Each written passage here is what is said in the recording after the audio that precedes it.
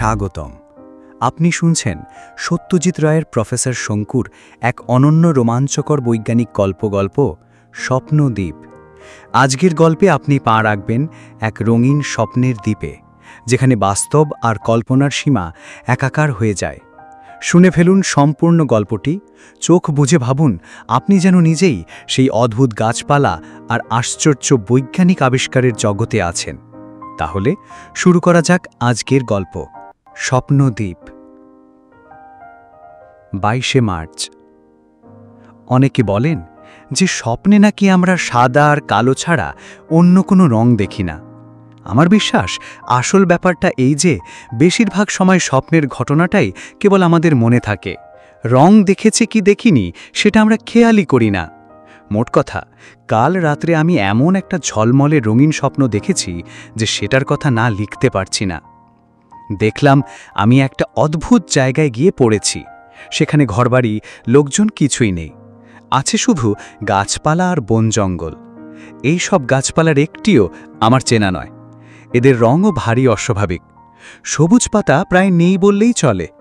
তার বদলে নীল, লাল, বেগুনি, কমলা এই ধরনের রং। গাছে ফুল আর ফলও আছে, তার একটাও চেনা নয়। একটা প্রকাণ্ড গাছে সরু সরু নীল রঙের ফল বটগাছের শিকড়ের মতো মাটিতে গিয়ে নেমেছে। আর একটা তরমুজের সাইজের ফল, তার সর্বাঙ্গে গাঢ় লাল রোঁয়া, আর সেই রোঁয়ার ভিতর দুটো করে গোল গোল সাদার মাঝখানে কালো ফুটকি। ঠিক যেন মনে হয় ফলের গায়ে একজোড়া চোখ।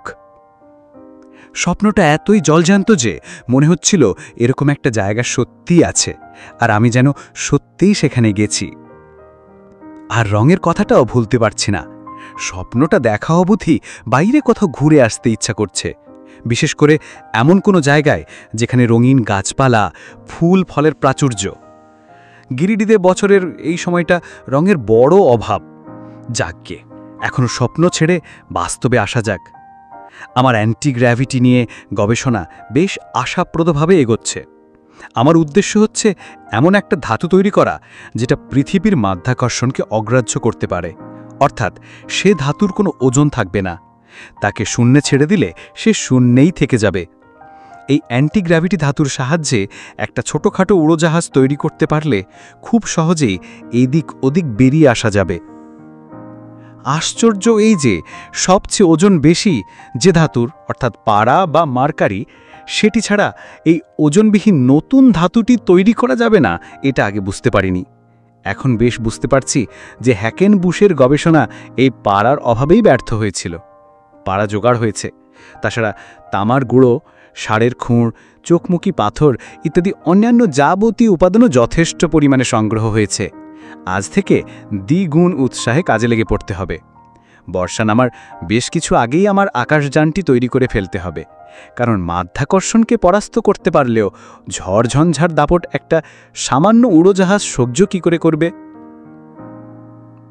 25শে মার্চ। আমার তৈরি অ্যান্টিগ্র্যাভিটি ধাতুর কি নাম দেওয়া যায় তাই ভাবছি। গবেষণা যে সফল হয়েছে সেটা বলাই বাহুল্য।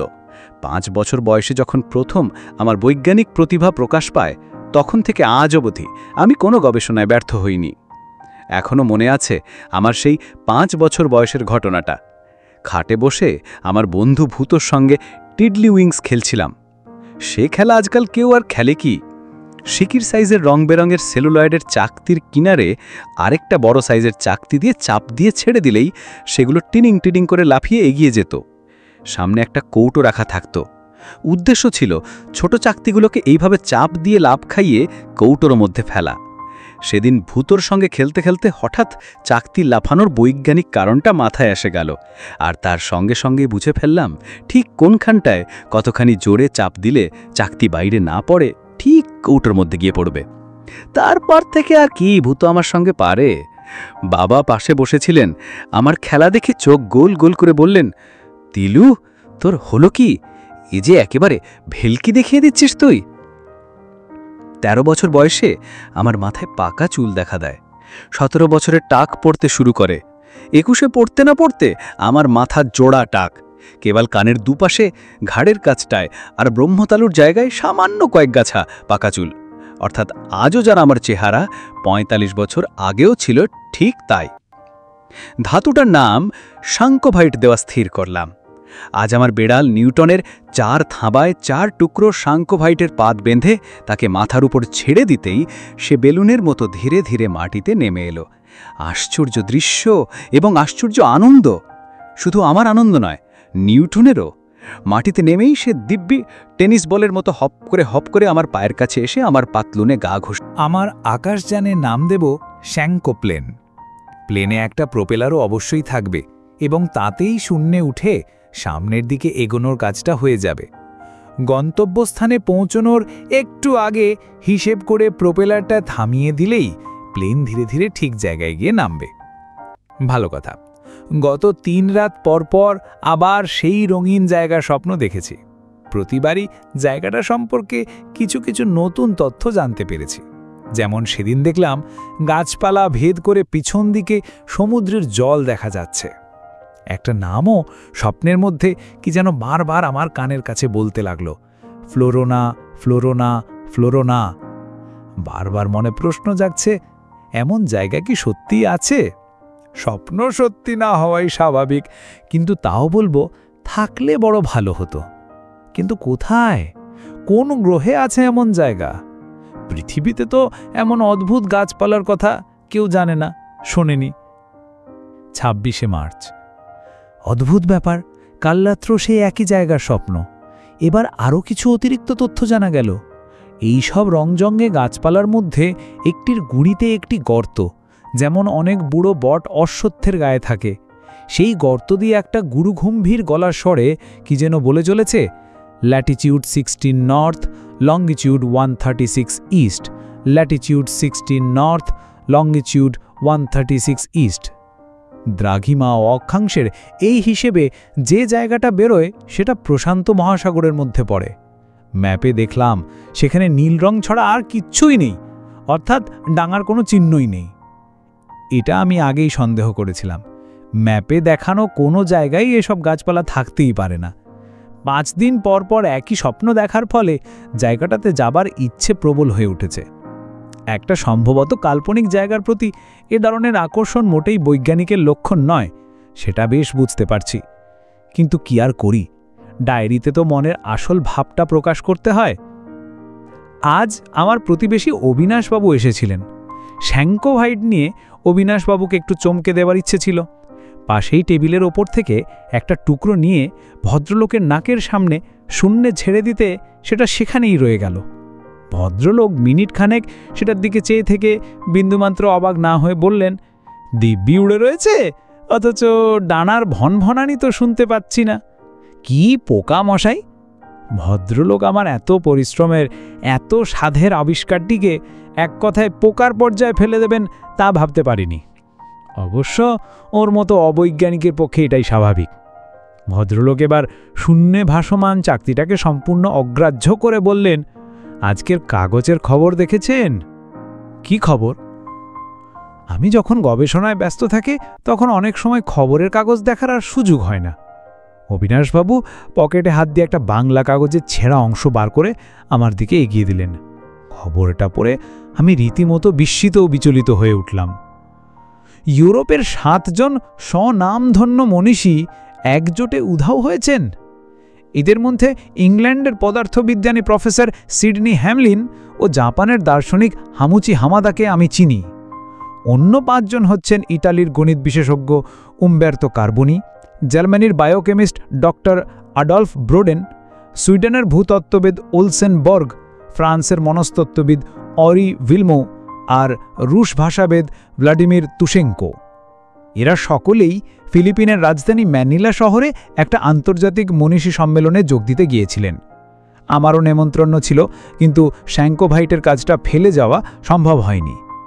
7 জনই একই দিনে একই সময় উদৃশ্য হয়েছেন এবং তার সঙ্গে ম্যানিলার সমুদ্রতীর থেকে একটি স্টিম লঞ্চও উধাও হয়েছে। খবরে আশঙ্কা প্রকাশ করা হয়েছে এই সব মনীষীদের হয়তো কোনো দুর্বৃত্তের দল কোনো অজ্ঞাত কারণে কিডন্যাপ করেছে। খবরটা মোটেই ভালো নয়। অবিনাশবাবু বললেন, কদিন বলেছি বাড়ির বাইরে একটা পাহারার বন্দোবস্ত করুন, নিমো হালদারকে বললেই 12 মাসের জন্য একটা পুলিশ মোতায়েন করে দেবেন ফটকের সামনে। অতি সাহস মূর্খের লক্ষণ, এ প্রবাদটা বোধহয় জানা নেই আপনার। আমিও বেশি আশাবাদী মানুষ, কিংবা স্বপ্ন আর শ্যাঙ্কোফাইট মিলিয়ে আমার মনের অবস্থাটা একটু অতিমাত্রায় হালকা ছিল, তাই বললাম, ও সব কিডন্যাপিং, সব রং চড়ানো গল্প। আমার বিশ্বাস ভদ্রলোকেরা নিজেরাই উদ্যোগ করে সমুদ্র ভ্রমণে বেরিয়েছেন, 2-1 দিনের মধ্যেই ফিরে আসবেন। মুখে যাই বলি, মনের মধ্যে একটা খচখচানি রয়ে গেল। শ্যাঙ্কো প্ল্যানের জন্য জোগাড়যন্ত্র করতে করতে বারবার হ্যামলিন আর হামাদার কথা মনে পড়ছিল। 2রা এপ্রিল, পরশু সকালে আমরা গিরিডি থেকে রওনা দিয়েছি। আমরা বলছি কারণ অবিনাশবাবু আমার সঙ্গ ছাড়লেন না। আফ্রিকার অভিজ্ঞতার পর ভদ্রলোকের প্রতি একটা কৃতজ্ঞতা বোধও রয়েছে, তাই তার অনুরোধ রক্ষা না করে পারলাম না। বললেন, এমনিতে এরোপ্লেন চড়ার কোনো শখ নেই আমার, তবে যখন বলছেন যে আপনার এই যন্ত্রটি ট্র্যাশ করবে না, তখন যেখানেই যেতে চান চলুন, আমি সাথে আছি। তবে কোথায় যাচ্ছেন সেটাও তো একবার জানা দরকার, তিব্বত নাকি? আমি একটু রসিকতা করেই বললাম, ল্যাটিটিউড 16 নর্থ, লঙ্গিটিউড 136 ইস্ট। তাতে ভদ্রলোক বললেন, ওসব ল্যাটাচিলুঙাচি রাখুন মশাই, আপনার ব্যাঙাচির মধ্যে আমার অ্যাটাচির জায়গাটা হবে কিনা সেইটে বলুন। আপনার মতো এক কাপড়ে বেশি দিন চালানো আমার পক্ষে অসম্ভব। আমার পেনের সাইজ লম্বায় 8.5 ফুট আর চওড়ায় 3 ফুট। লেজ আছে, ডানা নেই। ওঠানামার জন্য দুদিকে দুটো কানকোর মতো জিনিস আছে। প্রোপেলার অবশ্যই আছে, আর মাটিতে নেমে দাঁড়িয়ে থাকবার জন্য ব্যবস্থা আছে। বসার আসন হবে বলে আমার বাড়িরই দুটো পুরনো কোচের মকমলের সিট খুলে প্লেনের মধ্যে বসিয়ে দিয়েছি। প্লেনের অবস্থান, উচ্চতা, গতিবেগ ইত্যাদি নির্ণয় করার জন্যও যন্ত্রপাতি অবশ্যই আছে। খাওয়ার ব্যাপারটা সহজ করে নিয়েছি। দুটো বয়ামে 2 মাসের মতো বটিকা ইন্ডিকা নিয়েছি। এক বড়িতেই সারাদিনের জন্য পেট ভরে যাবে। তৃষ্ণা মেটানোর জন্য তৃষ্ণাশক বড়ি আছে, আর আছে টি পিলস আর কফি পিলস। আমার জন্য শুধু কফি পিলস হলেই চলতো, কিন্তু অবিনাশবাবুর আবার দিনে 3 বার চা না হলে চলে না। এছাড়া আর যে কটা জিনিস আছে সেগুলো বাইরে গেলেই আমি সঙ্গে নিই। আমার অ্যানাইহেলিন পিস্তল, আমার অমনিস্কোপ, আমার ছবি তোলার ক্যামেরা পেট যন্ত্র। প্রোপেলার ইঞ্জিনের জন্য রসদ হিসেবে নিয়েছি 2 টিন টার্বোলিন, তার মানে 50,000 মাইলের জন্য নিশ্চিন্ত। আমার তৈরি এই তেলের গন্ধ ঠিক চন্দন কাঠের মতো। অর্থাৎ আমার সঙ্গে যা কিছু নিয়েছি তা সবই আমারই গবেষণাগারে তৈরি। এভরিথিং মেড বাই শঙ্কু, এক আমার সহযাত্রী অবিনাশ মজুমদার ছাড়া। প্লেনের গতি এখন 200 মাইল পার আওয়ার, উচ্চতা 2500 ফুট। এই দুদিনে আমরা প্রায় 3500 মাইল এসেছি। যে রাস্তায় যাব ঠিক করেছিলাম সেই রাস্তাতেই চলেছি। বঙ্গোপসাগরে পড়ে পূব দক্ষিণে চলেছি সুমাত্রার দিকে।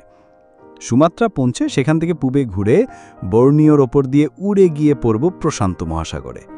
তারপর ডাঙা এড়িয়ে ফিলিপিন দ্বীপপুঞ্জের দক্ষিণ পাশ ঘেঁষে উত্তর পূবে আমাদের লক্ষ্যস্থল ল্যাটিটিউড 16 নর্থ আর লঙ্গিটিউড 136 ইস্টের দিকে ধাওয়া করব। যদি আকাশ থেকে বুঝি সেখানে কিছু আছে, তবে সেখানে গিয়েই নামব। না থাকলে উল্টো পথে ঘুরে এসে 2-1টা মনোরম জায়গা বেছে নিয়ে 2-1 দিন করে থেকে হাওয়া বদল করে আবার দেশে ফিরে আসব। এই কিছুক্ষণ আগে আমরা নিকোবর দ্বীপপুঞ্জ পেরোলাম।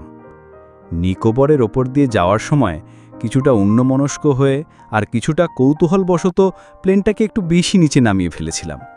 নারকেল গাছের পাতাগুলো প্রায় ছোঁয়াই যায় বলে মনে হচ্ছিল। এমন সময়ে অবিনাশবাবু হঠাৎ একটা বিকট আর্তনাদ করে উঠলেন। ফিরে দেখি তার হাতের আস্তিনের খানিকটা অংশ ছিঁড়ে গিয়ে হাওয়ায় পতপত করছে, আর মুখটা হয়ে গেছে কাগজের মতো ফ্যাকাশে। কি ব্যাপার? অবিনাশবাবু ঘাড় কাত করে নিচের দিকে ইঙ্গিত করলেন, আর ঠিক সেই মুহূর্তেই 3টে তীর সাঁই সাঁই করে আমার প্লেনের পাশ দিয়ে চলে গেল আকাশের দিকে।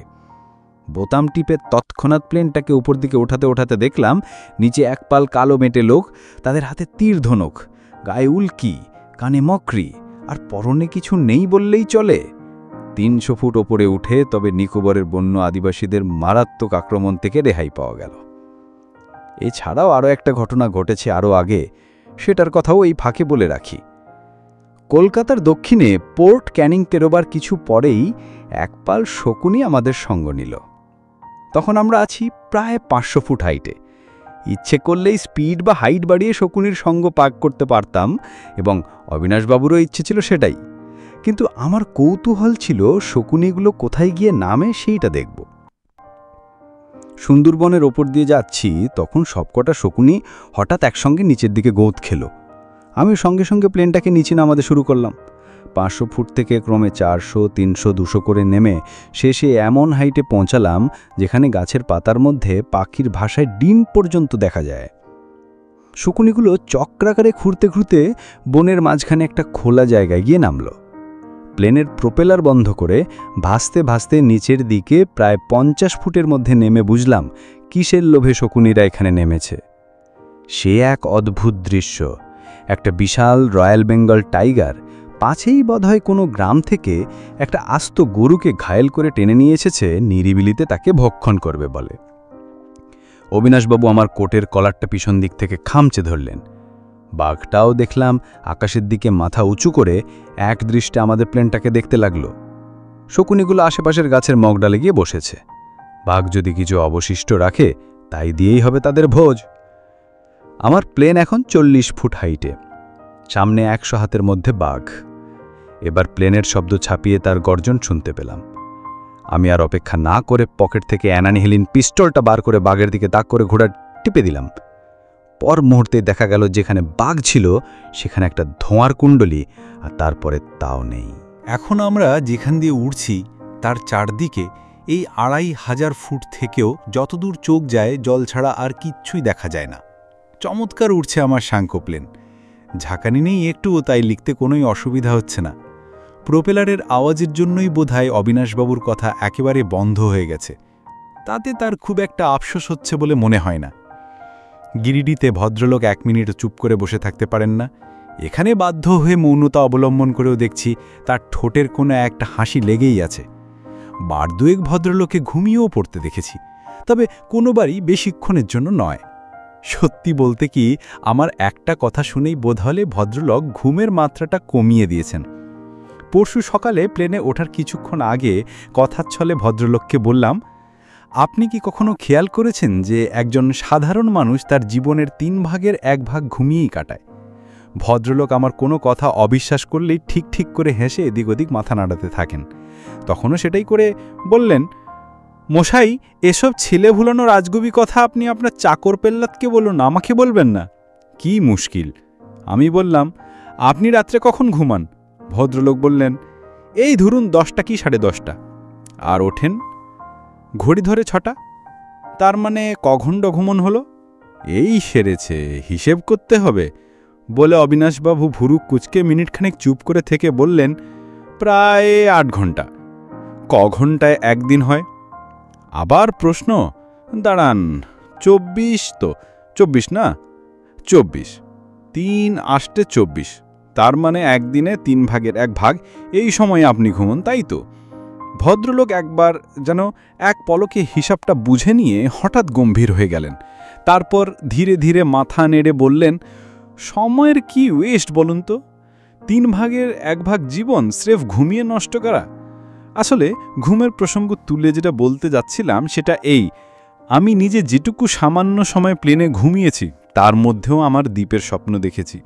ফ্লোরোনা দ্বীপ, যেখানে মানুষ নেই, আছে কেবল বিচিত্র রকমের না দেখা না জানা গাছপালা আর ফুলফল। 4 এপ্রিল। কাল বিকেলে আমরা বর্নিও ছাড়িয়ে প্রশান্ত মহাসাগরে পড়েছি। সুমাত্রার ওয়েস্ট শিক্ষী পশ্চিম উপকূলে একটা নিরিবিলি জায়গা দেখে প্লেন নামিয়ে কিছুক্ষণ বিশ্রামের ব্যবস্থা করেছিলাম। অবিনাশবাবু নাম্বার মিনিটখানেকের মধ্যেই হাতের কাছে একটা কলা গাছ থেকে একটা ছড়া কলা ছিঁড়ে নিয়ে তার মধ্যে একটা খোসা ছাড়িয়ে খেতে আরম্ভ করে দিলেন। সুমাত্রার ঠিক মাঝখান দিয়ে বিষুবরেখা চলে গেছে।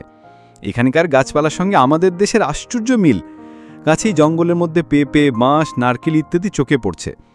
এতদূর পথে এসে দেশের সঙ্গে এত মিল পাওয়ায় ভারী অদ্ভুত লাগছিল। অবিনাশবাবু দিব্যি নিশ্চিন্তে মনে কলা খেতে খেতে গাছপালার পাশ দিয়ে হেঁটে বেড়াচ্ছিলেন। এমন সময় তার মুখ দিয়ে একটা বিকট শব্দ বেরোলো। চেয়ে দেখি ভদ্রলোকের হাত থেকে কলার ছড়া মাটিতে পড়ে গেছে।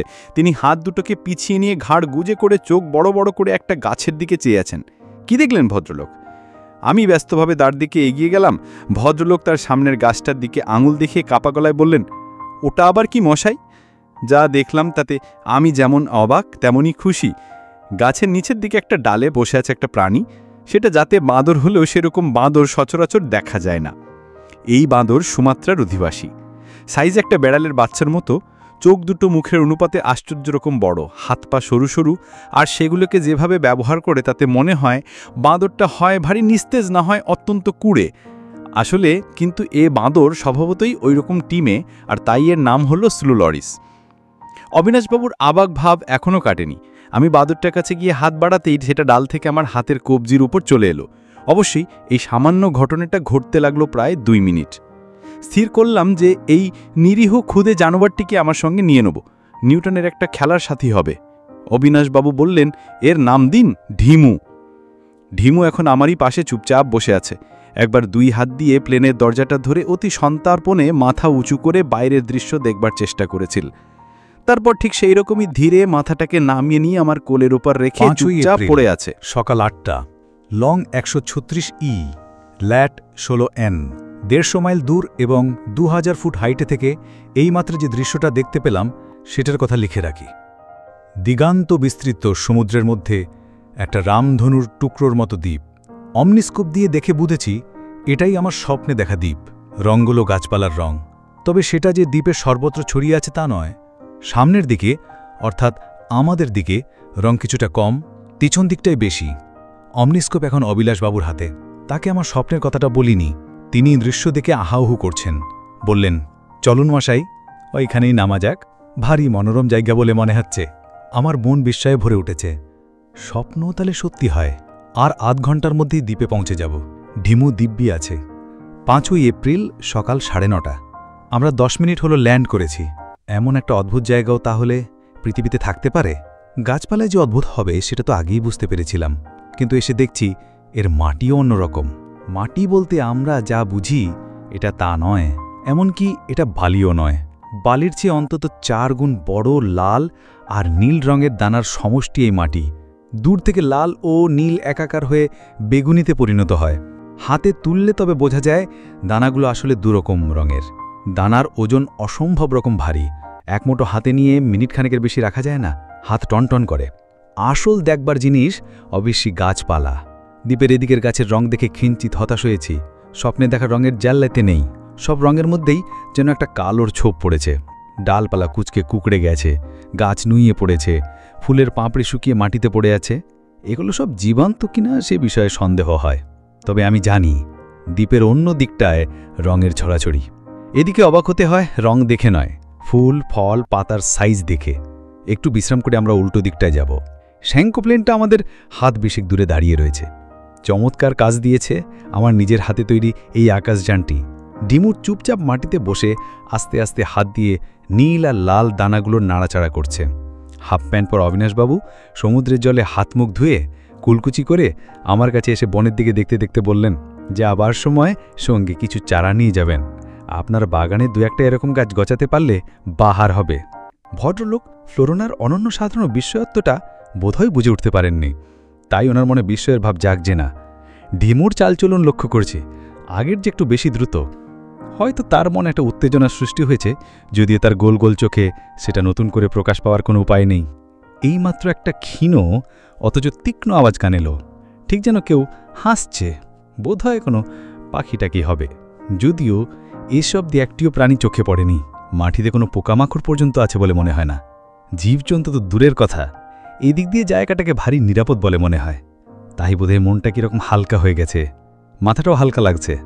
আমার গিরিটির গবেষণাগারে আমার যাবতীয় বৈজ্ঞানিক সমস্যা, অঙ্কের হিসাব আর ফর্মুলা সবই যেন অন্য জগতের অন্য আরেক যুগের জিনিস বলে মনে হচ্ছে। এদিকে এসেছি, বড় অলস লাগছে। চারিদিকে রং, স্বপ্নের সব কিছু এখানে। আরেক অদ্ভুত ঘটনা, সেই হারান 7 জনই সবাই এখানে। কি হয়েছে তাদের জানি না, সবাই বসে আছেন হাত পা ছড়িয়ে। সবাই যেন খোকা, সবাই যেন বোকা, খালি হা হা করে হাসেন। আর কি লিখি, আর কিছুই নেই লেখার। আমায় ডাকছে বলায়, হ্যাঁ আমায় ডাকছে, যাই আমি। অবিনাশবাবুর কথা। আমি শ্রী অবিনাশচন্দ্র মজুমদার লিখিতেছি, খাতা শঙ্কু মহাশয়ের। আজ তারিখ 5ই এপ্রিল, সময় রাত 2:30। লিখিবার অভ্যেস নাই, একমাত্র কীর্তিপত্র ব্যতীত বহুকাল যাবৎ আর কিছু লিখি নাই। বাল্যকালে স্কুলে একবার প্রবন্ধ লিখিয়া শিক্ষকের বাহবা পাইয়াছিলাম। 50 বৎসর পরে পুনরায় লেখনী ধারণ করিতেছি। আজিকার ঘটনা লিপিবদ্ধ করা একান্ত কর্তব্য। আমারও যদি কিছু হয়, এই খাতা যে ব্যক্তির হস্তে পড়িবে তিনি এক অবিস্মরণীয় আতঙ্কজনক অলৌকিক ঘটনার বিষয়ে অবগত হইবেন। আমার পশ্চাতে 20 হাত দূরে বন। বনের বৃক্ষাদি হইতে যে রঙিন আলোক নির্গত হইয়া চতুর্দিকে বিস্ফুরিত হইতেছে, সেই আলোতেই লিখিতেছি। অন্য কোনো আলো নাই, কারণ আকাশ মেঘশূন্য হইল। আজ অমাবস্যা। এই দ্বীপে পৌঁছিয়া পূর্ব উপকূলে 8 ঘণ্টাকাল অবস্থানের পর শঙ্কু প্রস্তাব করিলেন যে দ্বীপের অন্যত্র কি আছে বা না আছে তাহা একবার অনুসন্ধান করা উচিত। আকাশ থেকেই বুঝিয়াছিলাম যে দ্বীপটি বৃত্তাকার এবং এই বৃত্তের ডায়ামিটার 2 মাইলের অধিক নহে। আমরা স্থির করিলাম অনুসন্ধান পদব্রজে না করিয়া আকাশযানের সাহায্যই করা হইবে। অতএব বৃথা কাল ক্ষয় না করিয়া দিমু বানরকে সঙ্গে নিয়ে আমরা রওনা হইলাম। ভূমি থেকে 50 ফুট ঊর্ধ্বে থাকিয়া 10 মাইল বেগে উড়িয়ে আমরা পশ্চিম উপকূলের উদ্দেশ্যে 1 মাইল উড়িয়া পথ চলিলাম। এভাবে চলিবার পর আমরা স্পষ্টই বুঝিতে পারিলাম যে যতই পশ্চিম দিকে অগ্রসর হইতেছি, নিম্নের বৃক্ষের বর্ণশোভা ততই বৃদ্ধি পাইতেছে। 17 মিনিট কাল এইভাবে উড়িবার পর শঙ্কু মহাশয়ের আকাশযানটি পুনরায় ভূমি স্পর্শ করিল। যান হইতে উত্তীর্ণ হইবা মাত্র একটা আশ্চর্য জিনিস আমার দৃষ্টি আকর্ষণ করিল। কাহার জানি একজোড়া সোনার চশমা মাটিতে পড়িয়া আছে।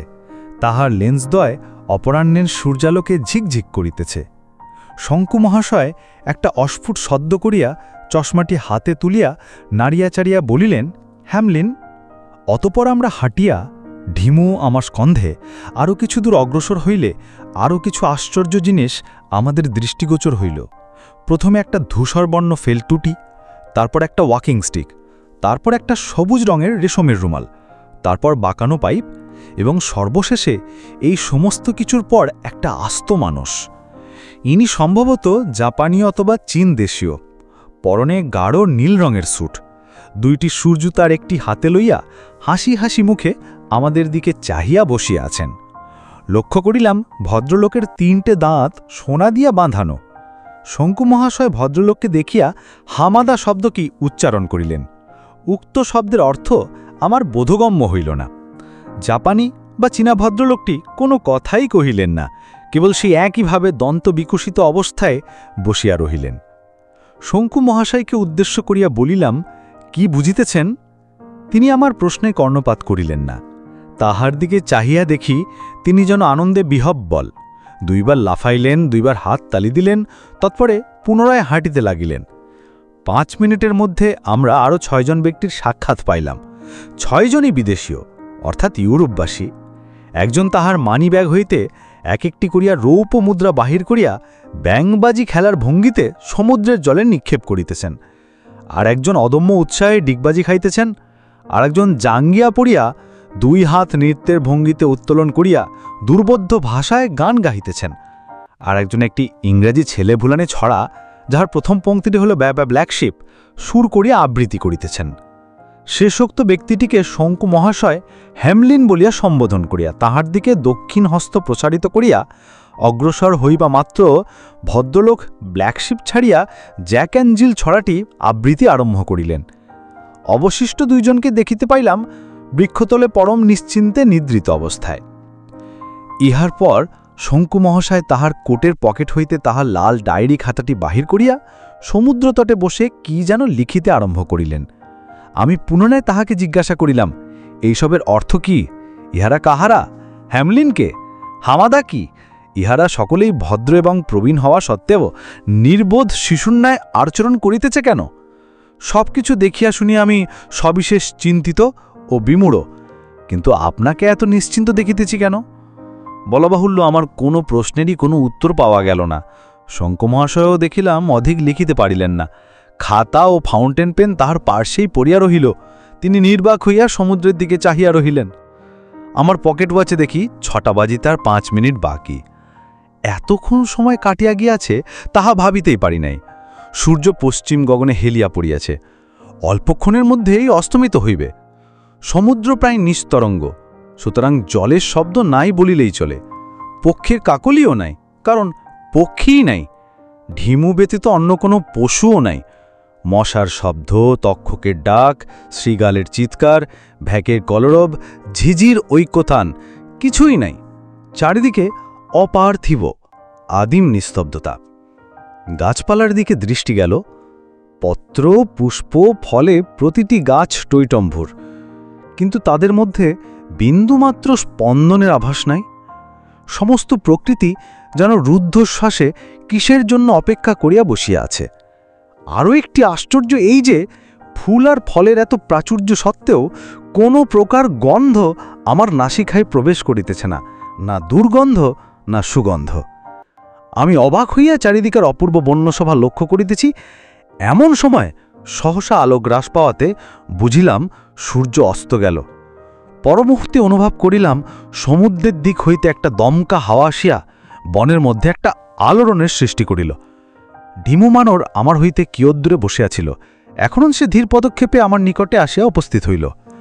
আমি তাহাকে 2 হাতে তুলিয়া আমার স্কমেতে স্থাপন করাতে সে তৎক্ষণাৎ আমার গলা জড়াইয়া ধরিল। ঢিমু কি ভয় পাইয়াছে? জানি না। ঈশ্বর করুন নিরীহ বানরের যেন কোনো অনিষ্ট না হয়। এ কিসের শব্দ?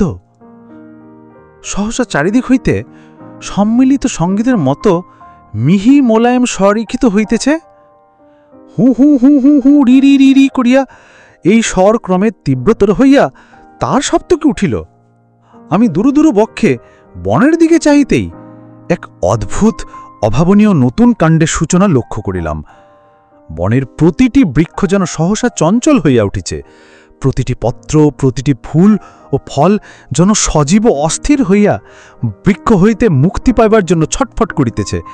সন্ধ্যা ঘনিয়া আসিতেছে, কিন্তু বনের মধ্যে ক্রমে যেন আলোক বৃদ্ধি পাইতেছে। শঙ্কু মহাশয় কি এ দৃশ্য দেখিতেছেন? অনুসন্ধানে বুঝিলাম তিনি স্থান পরিবর্তন করিয়াছেন বা করিতে চলিছেন। শিশুর ন্যায় হামাগুড়ি দিয়া তিনি একটি বিশেষ বৃক্ষের দিকে অগ্রসর হইতেছেন। এই বৃক্ষটি অন্যগুলির তুলনায় অপেক্ষাকৃত নিষ্প্রভ, কারণ ইহার ফুলের রং বাদামি। এক একটি ফুল এক একটি বাঁধা কফিল ন্যায় বৃহৎ। শঙ্কু মহাশয় বৃক্ষটির পাদদেশ লক্ষ্য করিয়া অগ্রসর হইতেছেন। অবাক হইয়া দেখিলাম বৃক্ষ থাকিত বৃহদাকার ফলগুলি যেন তাঁকেই অভিবাদন করিবার জন্য তাহারই দিকে নত হইতেছে। দেখিয়া হঠাৎ কেন জানি আমার মনে গভীর ত্রাসের সঞ্চার হইল। শঙ্কু মহাশয় যখন বৃক্ষমূল হইতে সামান্য দূরে, তখন আমি আর স্থির থাকিতে না পারিয়া এক লম্ফে বৃক্ষের সম্মুখে উপস্থিত হইয়া সর্বাপেক্ষা নিকটবর্তী ফুলটির নিম্নগতি রোধ করিবার জন্য আমার 2 হস্ত সম্মুখে প্রসারিত করিলাম। পরমুহূর্তে ফুলটি এক আশ্চর্য কাণ্ড করিয়া বসিল, যাহার কথা ভাবিলে এখনও আমার সমস্ত দেহ হিম হইয়া আসে। ফুল যে সর্পের ন্যায় ছোবল মারিতে জানে, ইহা আমার ধারণাতীত ছিল। এক্ষণে বুঝিলাম আমার জ্ঞান কত সীমিত। সেই প্রকাণ্ড ফুলের ছোবলে প্রথমত ঢিমু আমার স্কন্ধ হইতে ছিটকাইয়া 10 হাত দূরে পড়িল। তাহার পর আমিও ধরাশায়ী হইলাম। পতনের সময় ফুলটিকে জাপটাইয়া ধরার ফলে আমার হস্তে তাহার একটি স্তবকের একটি সামান্য ছিন্ন অংশ রহিয়া গেল। আর শঙ্কু মহাশয় তিনি নিরুদ্বিগ্নভাবে হামাগুড়ি দিয়া বৃক্ষটির পাদদেশে পৌঁছিলেন এবং ফুলটি নামিয়া আসিয়া তাহার মস্তক আচ্ছাদিত করিল। ইহার পর কয়েক মুহূর্তের মধ্যেই দেখিলাম ফুলের স্তবকগুলি শঙ্কু মহাশয়ের মস্তকের চতুর্দিকে বেষ্টন করিতেছে। কিছুক্ষণ এইভাবে থাকিয়া ফুলটি আবার স্বাভাবিক অবস্থায় ফিরিয়া গেল। এক্ষণে চক্ষু বিস্ফারিত করিয়া দেখিলাম ফুলের বাদামি রং মুহূর্ত মধ্যে হলুদে পরিণত হইল। এই হলুদে কমলার ছোপ, এই হলুদ অস্বাভাবিক রকম উজ্জ্বল, এবং সমগ্র বৃক্ষটিতে আন্দোলনের সঞ্চার হওয়ার ফলে এই হলুদকে লেলিহান অগ্নিশিখার মতোই প্রতীয়মান হইল। শঙ্কু মহাশয়কে দেখিলাম তিনি অন্য একটি বৃক্ষের দিকে হামাগুড়ি দিতেছেন। আমি আর দেখিতে পারিলাম না। প্রায় 10 মিনিট কাল এইভাবে বৃক্ষ হইতে বৃক্ষান্তরে গমন করিয়া অবশেষে শঙ্কু মহাশয় পুনরায় আমার পার্শ্বে উপস্থিত হইলেন, যদিও তিনি আমার নৈকট্য সম্পর্কে আদৌ সচেতন বলিয়া বোধ হইল না। অর্ধনিমিলিত নেত্রে 2 বাহু উত্তোলন করিয়া হাসি হাসি মুখে তিনি কেবল 2টি শব্দই বারবার উচ্চারণ করিতে লাগিলেন, tiddly wings, tiddly wings, tiddly wings. প্রায় 30 বার একইভাবে গদগদ কণ্ঠে উক্ত অর্থহীন শব্দটি উচ্চারণ করিয়া শঙ্কু মহাশয় ভূমিতে গাত্র এলাইয়া দিয়া হয় অচেতন, না হয় নিদ্রিত হইয়া পড়িলেন। বনে এখন উন্মাদনা, ফল ফুলের সুতীক্ষ্ণ বর্ণচ্ছটায় আমার চক্ষু দিয়া অশ্রু নির্গত হইতেছে। তাহাদের সমবেত রি রি রি রি রি সঙ্গীতে কর্ণপটাহ বিদীর্ণ হইবার উপক্রম, তাহাদের তাণ্ডবলীলায় বক্ষে কণ্ঠরোধকারী ত্রাসের সঞ্চার। কি স্বপ্ন না সত্যি? আমার স্কন্ধে ঢিমু বানর এখনও সজাগ, তাহার আচরণে কোনরূপ পরিবর্তন নাই। দুই হাতে এখনও সে আমার গলা বেষ্টন করিয়া আছে, তাহার বিশাল চক্ষুদয়ে পরিপার্শ্বের বর্ণচ্ছটা প্রতিফলিত হইতেছে। আমি বনের পার্শ্ব হইতে সমুদ্রের দিকে অগ্রসর হইলাম। জাপানি ও বিদেশীয় যে 7 জনকে দেখিয়াছিলাম, তাহাদের পুনরায় দেখিতে পাইলাম। তাহারা সকলেই এখন নিদ্রিত, হাত পা ছড়িয়া অসহায়ভাবে সমুদ্রতটে শায়িত। একমাত্র আমারই চক্ষু হইতে নিদ্রা বিতাড়িত। মনে মনে বলিলাম, শঙ্কু মহাশয়ের সহিত একত্রে দেশভ্রমণের বাসনা বোধহয় চিরকালের জন্য মিটিল। ঢিমুকে লইয়া একটি নির্জন স্থান দেখিয়া তথাই উপবেশন করিলাম। বিমানপথটি যেমন রাখা ছিল তেমনই রহিয়াছে। সমুদ্রের জল তাহার 2 হাতের মধ্যে আসিয়া ছলাৎ ছলাৎ করিয়া পড়িতেছে। সামান্য তরঙ্গের আভাস দেখা যায় যেন জলের মধ্যে। একমাত্র আমাদের দ্বীপ ব্যতীত আর সর্বত্রই প্রগাঢ় অন্ধকার। সমুদ্র কোথায় গিয়ে আকাশের সঙ্গে মিলিয়াছে তাহা বুঝিবার কোনো উপায় নাই। মেঘমুক্ত আকাশে অগণিত নক্ষত্রের মধ্য দিয়া ছায়াপথে চলিয়া গেছে। একটি উল্কাপাত আমার দৃষ্টিগোচর হইল। মুহূর্তের জন্য মনে হইল আমি এক বিভীষিকাময় স্বপ্ন দেখিতেছি। প্রকৃতপক্ষে আমি বিরিডিতেই আছি। নিদ্রাভঙ্গ হইলে দেখিতে পাইব আমার পরিচিত অভ্যস্ত দৈনন্দিন জগতে ফিরিয়া আসিয়াছি। কিন্তু পরক্ষণেই আমার সাময়িক ভ্রান্তি দূর হইল এবং আমি পুনরায় বিষাদ ও আতঙ্কে নিমজ্জিত হইলাম। অতঃপর স্থির করিলাম শঙ্কু মহাশয়ের খাতায় আজিকার ঘটনা লিপিবদ্ধ করিব। শঙ্কু মহাশয়কে যে অবস্থায় দেখিয়া আসিয়াছি, তাহার আর কোনোদিন লেখানি ধারণ করা সম্ভব হইবে বলিয়া মনে হয় না। কিন্তু হে কি, সহসা একটা আন্দোলন অনুভব করিতেছি কেন? সমগ্র দ্বীপটাই যে দুলিতে আরম্ভ করিয়েছে। ভূমিকম্প নাকি? জলরেখা আমার দিকে অগ্রসর হইতেছ কেন? আমাদের আকাশযান ক্রমশ ভাসে দূরে চলিয়া যাইতেছে কেন? চারিপার্শ্ব হইতে হাহাকার উত্থিত হইতেছে কেন? হে কি, আমার হাফ প্যান্টের পশ্চাৎ দেশে একটা আর্দ্র শীতলতা অনুভব করিতেছি কেন? শেষ পর্যন্ত কি আমার উদ্দৃষ্টে সলিল সমাধি রহিয়াছে? এখন আমার কোমর আবদি জল। আমি দণ্ডায়মান অবস্থায় লিখিতেছি। ঢিমু আমার স্কন্ধে কম্পমান। দূরে সমুদ্রবক্ষে একটি আলোক বিন্দু দ্রুত অগ্রসর হইতেছে আমাদের দিকে। আর লেখা সম্ভব নয়। হে ঈশ্বর! প্রফেসর শঙ্কুর ডায়েরি, গিরিডি, 7 জুলাই, মঙ্গলবার, সকাল 10:30। আমি আজ আবার লিখতে পারছি। এই 3 মাসে আমার হারানো বুদ্ধি ও জ্ঞানের অনেকটাই ফিরে পেয়েছি। আমি যে 69টা ভাষা জানতাম, তার মধ্যে 56টা এর মধ্যেই আবার বেশ সড়গড় হয়ে গেছে। বাকি কটা নতুন করে শিখে নিতে আরও মাস 2 লাগবে বলে মনে হয়। চিঠি পেয়েছি, নিজের ভাষাতেই লিখেছে, কিন্তু তার মধ্যে বানান ও ব্যাকরণ দুয়েরই অনেক ভুল। ফলে মনে হয় ওর প্রোগ্রেস আমার চেয়ে অনেক বেশি ঢিমে। বাকি কয়জনের খবর জানি না। অনুমান করা যায় তারা সকলেই বেঁচে আছেন, কারণ জাহাজে সুস্থ অবস্থায় উঠেছিলাম সকলেই। এখনও ভাবতে ভয় হয় যে আমি যদি একা গিয়ে ফ্লোরোনাতে উপস্থিত হতাম, তাহলে আমাকে উদ্ধার করার জন্য ম্যানিলা থেকে কোনো জাহাজ আসত না। ফ্লোরোনার সঙ্গে সঙ্গে আমি ও অবিনেশবাবু দুজনেই সমুদ্র গর্ভে তলিয়ে যেতাম। হ্যামলিনের চিঠিতে জানলাম যে আমি কদিন থেকে যেটা অনুমান করছি সেটা ঠিকই। আমরা সবাই একই স্বপ্ন দেখে একই আকর্ষণে ফ্লোরোনায় হাজির হয়েছিলাম। খবরের কাগজে বেরিয়েছে যে আমরা 8 জন ছাড়াও আরও বহু পণ্ডিত ব্যক্তি ওই একই সময় একই স্বপ্ন দেখে ফ্লোরোনায় যাবার জন্য ছটফট করেছিলেন, কিন্তু তাদের পক্ষে প্রশান্ত মহাসাগরের মধ্যে অবস্থিত ওই বেয়াড়া জায়গাটাতে গিয়ে পৌঁছানোর কোনো উপায় ছিল না। ফ্লোরোনা রহস্যের 16 আনা সমাধান কোনোদিনই হবে বলে মনে হয় না, তবে যেটুকু জানতে পেরেছি তা থেকে বাকিটা অনুমান করে নেওয়া কঠিন না। ফ্লোরোনায় যে এক বিচিত্র প্রাণীর খপ্পরে পড়তে হয়েছিল সে তো বুঝতেই পেরেছি। এই বোঝার ব্যাপারে অবিনাশবাবুর অবদান কম নয়। গত বুধবার ভদ্রলোক আমাকে দেখতে এসে আমায় একটা আশ্চর্য জিনিস উপহার দিলেন। হাতে নিয়ে রবারের টুকরো বলে মনে হলো। ভদ্রলোকের দিকে চাইতেই তিনি হেসে বললেন, ফুলের ঘায়ে সত্যি মূর্ছা গেছলুম মশাই। যে ফুল আপনার মাথায় চেপেছিল এ হলো তারই পাঁপড়ির একটা টুকরো। ল্যাবরেটরিতে পরীক্ষা করে জেনেছি এই পাঁপড়ির সঙ্গে পৃথিবীর কোনো ফুলের কোনো পাঁপড়ির কোনো মিল নেই। এই পাঁপড়ির অ্যানাটমি অবিশ্বাস্য রকম জটিল। প্রায় একজন মনুষ্যের মস্তিষ্কে যে ধরনের জটিলতা থাকে, এতেও তাই। ফ্লোরোনার পশ্চিম উপকূলে যাবার পর আমি কি করেছিলাম না করেছিলাম তা আমার মনে নেই, কিন্তু অবিনাশবাবুর বর্ণনা থেকে বুঝতে পারলাম এই ফুল কোনো আশ্চর্য উপায়ে আমার মস্তিষ্ক থেকে আমার বিদ্যাবুদ্ধির অনেকটা নিংড়ে বার করে নিয়েছিল। তারপর একের পর এক আরও অন্য ফুলও এই কাজটি করার ফলে শেষে আমি যে অবস্থায় পৌঁছেছিলাম তার সঙ্গে একটা নির্বোধ শিশুর কোনো পার্থক্য নেই। হ্যামলিনদের 7 জনেরও এই একই ব্যাপার হয়েছিল। অবিনাশবাবুর মতে আমাকে শোষণ করার পর গাছের রঙের ঝেল্লা নাকি আশ্চর্যভাবে বেড়ে গিয়েছিল। এ থেকে একটা জিনিসই প্রমাণ হয়, এবং সেটা এতই অস্বাভাবিক যে লিখতেও সংকোচ বোধ করছি। ফ্লোরোনা দ্বীপের গাছপালার খাদ্য হচ্ছে জ্ঞান, যে জ্ঞান তারা শুষে নেয় পণ্ডিত ব্যক্তিদের মস্তিষ্ক থেকে। শুধু তাই নয়, তেমনভাবে ক্ষুধার্ত হলে এরা উর্বর মস্তিষ্ক লোকদের স্বপ্ন দেখিয়ে আকর্ষণ করে নিজেদের কাছে নিয়ে আসতে পারে। পৃথিবীর গাছপালা পুষ্টিকর খাদ্য আহরণ করে বাতাস, মাটি আর সূর্যের আলো থেকে। এই 3টি জিনিসের একটিও যেদের বাঁচিয়ে রাখতে পারে না, সেটা পূর্ব উপকূলের গাছগুলো দেখেই বুঝতে পারা গিয়েছিল।